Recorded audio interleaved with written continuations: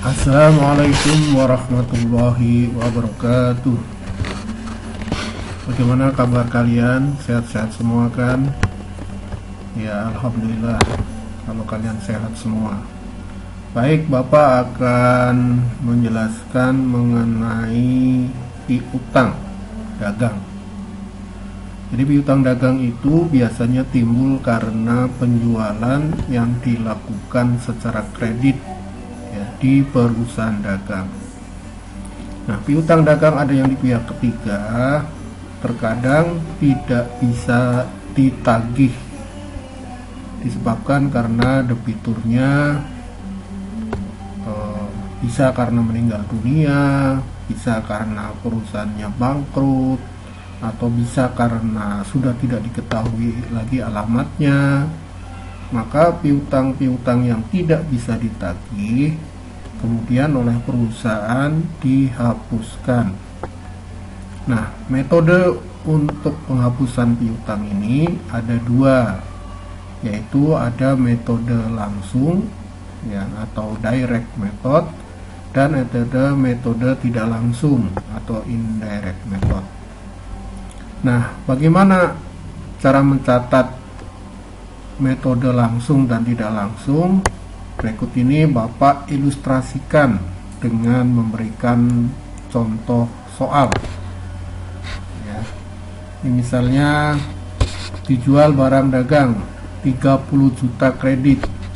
Kalau dicatat dengan menggunakan metode langsung ya, ini jurnalnya debit piutang dagang, kredit penjualan. Kemudian kalau dicatat dengan metode tidak langsung, jurnalnya sama, piutang dagang, kredit penjualan. Kemudian yang kedua, diterima kembali barang yang telah dijual sebesar 3 juta.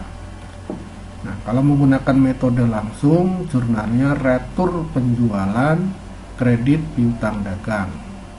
Kemudian kalau dicatat dengan metode tidak langsung, jurnalnya sama, yaitu debit retur penjualan, kredit piutang dagang. Kemudian transaksi yang ketiga, dihapus piutang yang tidak bisa ditagih sebesar 2 juta karena debiturnya itu meninggal dunia. Nah, kalau dicatat dengan metode langsung, jurnalnya adalah debit beban kerugian piutang, kredit piutang dagang.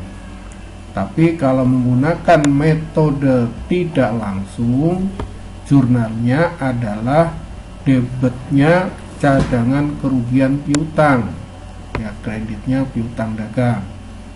Jadi kalau menggunakan metode langsung, debitnya beban kerugian, tapi kalau menggunakan metode tidak langsung, debitnya adalah cadangan kerugian piutang. Kemudian yang keempat, diterima pelunasan piutang dari para debitur 15 juta dengan memberikan potongan 2%. Jadi para debitur melunasi utangnya kepada kita dengan memberikan potongan 2%. Maka jurnalnya debit kas ya, 14.700.000, debit potongan penjualan 300.000, kredit piutang dagang 15 juta. Nah, kemudian kalau menggunakan metode tidak langsung, itu jurnalnya juga sama, debit kas ya, debit potongan penjualan, kredit piutang dagang. Kemudian yang kelima, diterima dari piutang yang sudah dihapus. Ini maksudnya adalah tadi yang nomor 3, kita sudah menghapus piutang ya. Jadi piutangnya sudah dihapus. Ternyata piutang yang sudah dihapus oleh debiturnya itu dibayar. Maksudnya seperti itu. Dengan menggunakan metode langsung, maka jurnalnya debit kas, kredit beban kerugian piutang. Tapi kalau menggunakan metode tidak langsung, maka jurnalnya debit kas, kreditnya cadangan kerugian piutang. Kemudian diterima pelunasan piutang yang dihapus tahun lalu sebesar 300.000. Ini sama-sama diterima piutang yang sudah dihapus. Perbedaannya adalah kalau yang transaksi nomor 5, kita menghapuskan piutangnya pada tahun yang bersangkutan. Misalnya sekarang tahun 2020, dihapuskannya di tahun 2020.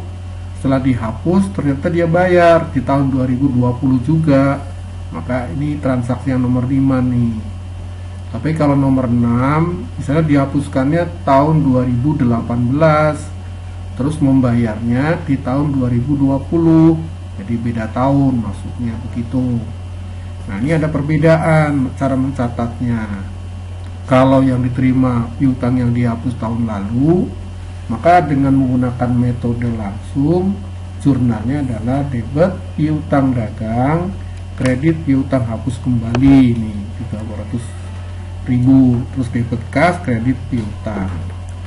Kemudian kalau menggunakan metode tidak langsung, ya jurnalnya sama juga, debit piutang dagang, kredit piutang hapus kembali, debit kas, kredit piutang dagang. Nah, itu kira-kira sebagai gambaran masalah penghapusan piutang kalau dicatat dengan metode langsung dan dengan metode tidak langsung.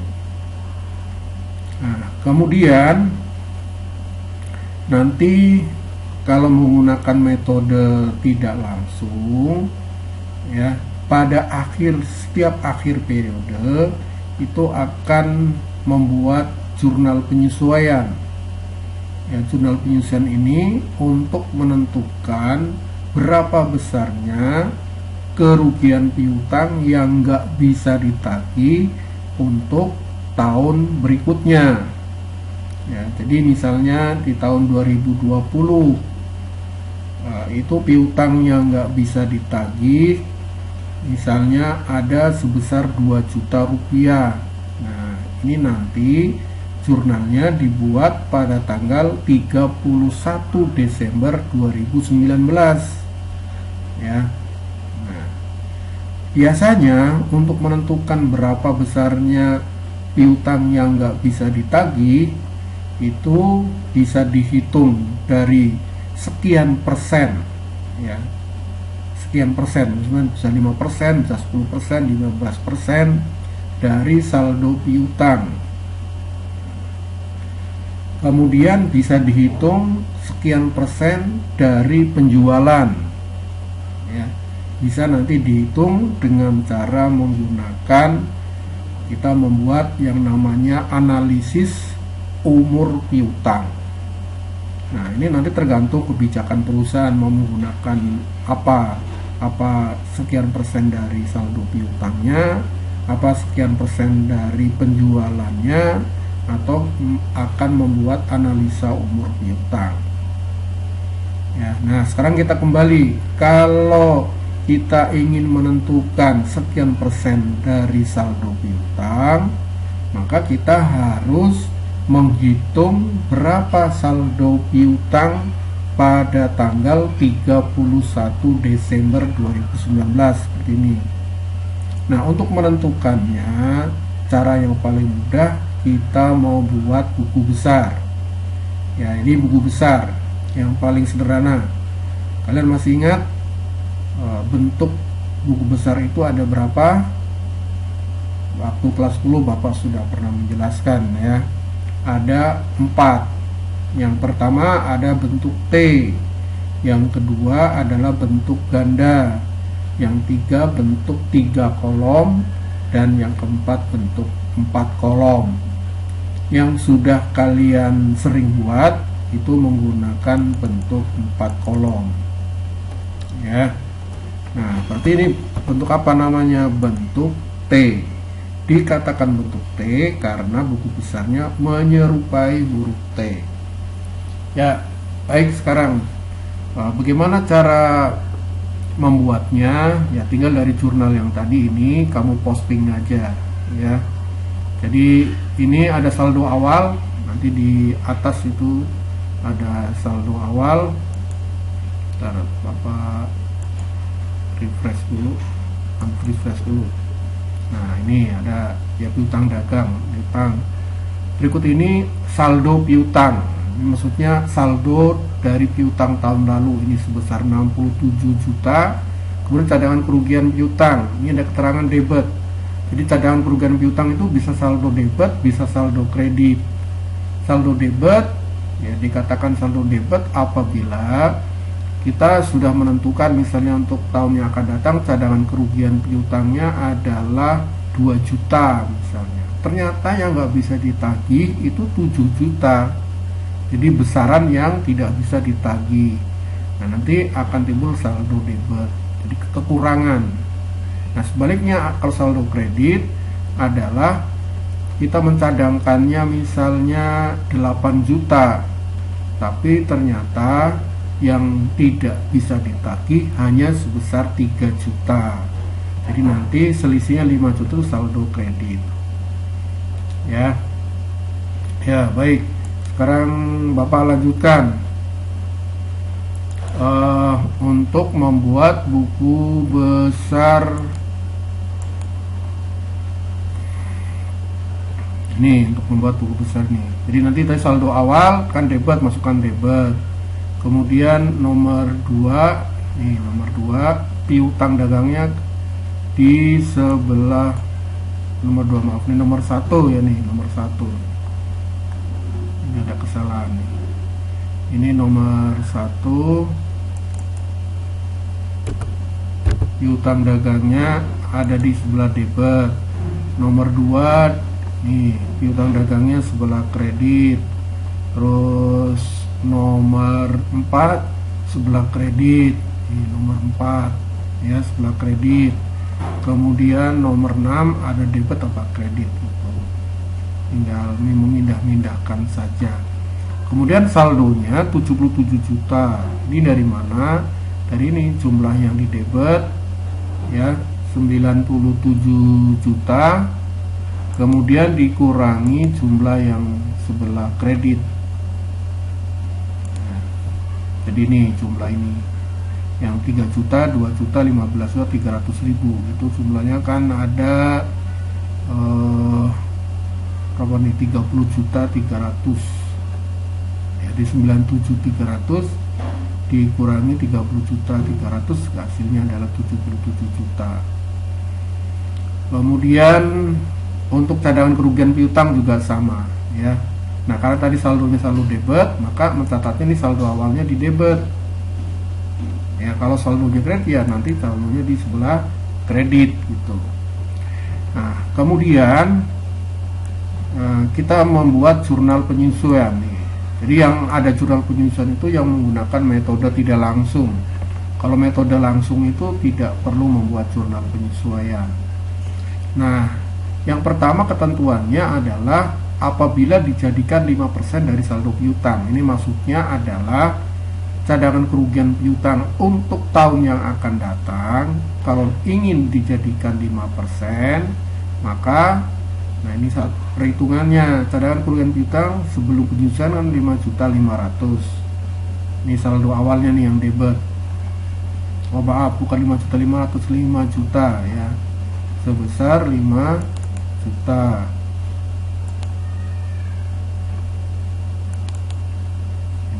Ya 5 juta.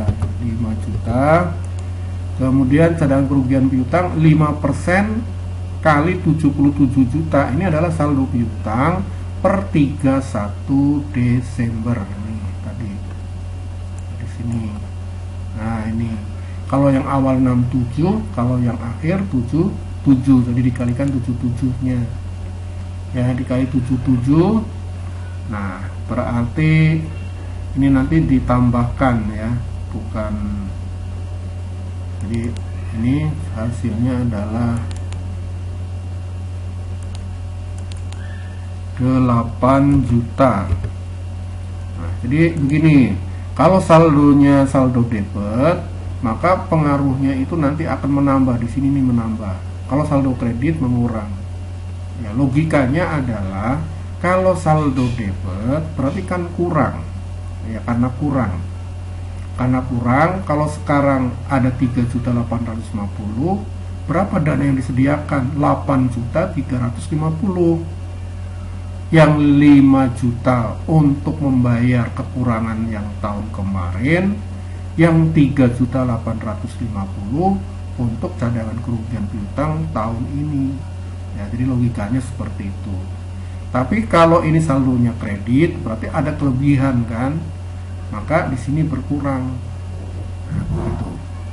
Nah, sekarang bagaimana jurnalnya? Jurnalnya adalah debit beban kerugian piutang, kredit cadangan kerugian piutang.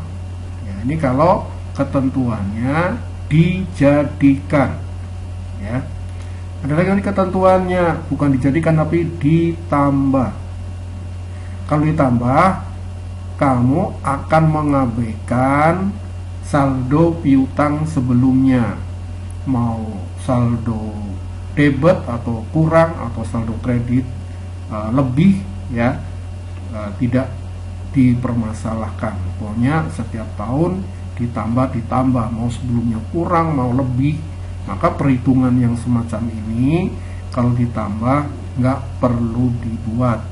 Yang penting perhitungannya ya 5%, gini aja, 5% kali 77 juta yang 3.850.000, maka di sini kan 3.850.000. Kalau jurnalnya sama, tetap beban kerugian piutang, kredit cadangan kerugian piutang, ya.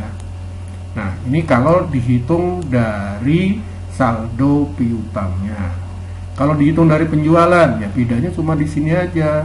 Cadangan kerugian piutang 5%, nanti dikali penjualannya berapa, begitu. Ya, kalau analisa umur piutang, nanti ada bab sendiri akan kita pelajari nanti bagaimana kita membuat daftar analisa piutang. Ya.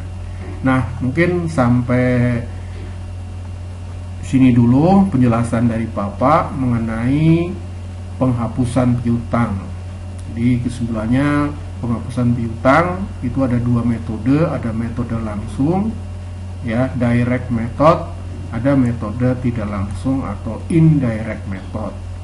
Nah, nanti dalam prakteknya, ya, itu nggak dijelaskan dalam soal ini metode langsung atau tidak langsung. Cirinya kalau menggunakan metode langsung, metode tidak langsung, mohon maaf, di neraca saldo itu ada perkiraan cadangan kerugian piutang, ya.